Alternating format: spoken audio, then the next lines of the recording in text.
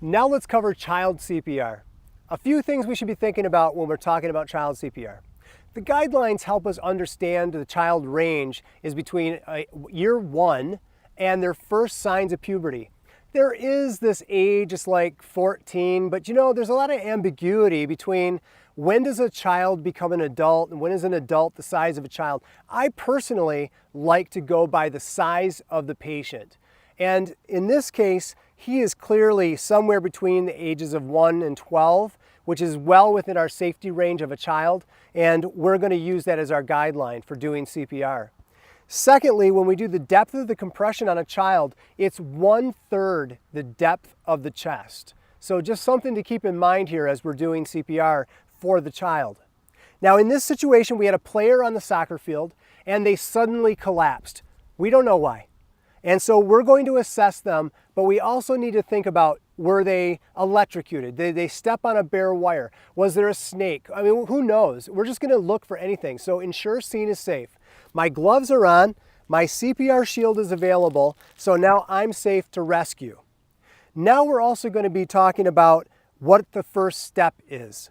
Hand on the forehead to remind me not to move their head or neck excessively as I tap on the collarbone. Hey buddy, are you all right? Are you okay? This player does not respond.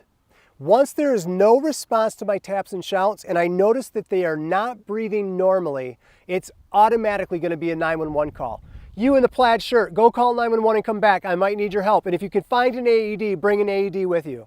If I don't have anybody to go call 911 or get an AED, I'm going to dial 911 on my cell phone and I'm going to put it on speakerphone so that dispatchers can help coach me through this scene.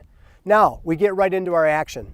I'm going to place, in this case, for the size of the patient, 1 palm of 1 hand.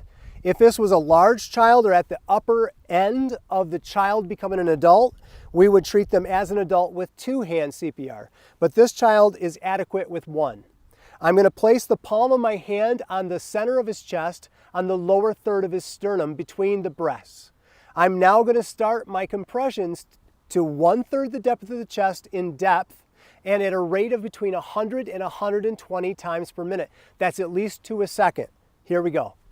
1 and 2 and 3 and 4 and 5 and 6 and 7 and 8 and 9 and 10, 11 and 12, 13, 14, 15, 16, 17, 18, 19, 20, 21, 22, 23, 24, 25, 26, 27, 28, 29, 30.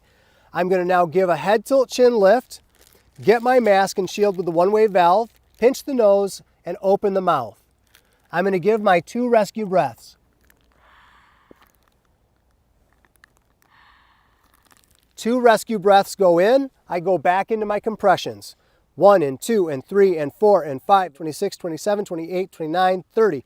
I now give my 2 more rescue breaths, and I'm going to do this 30 compression to 2 rescue breaths until help arrives, EMS arrives, an AED arrives, or my patient actually revives, starts breathing and moving on their own.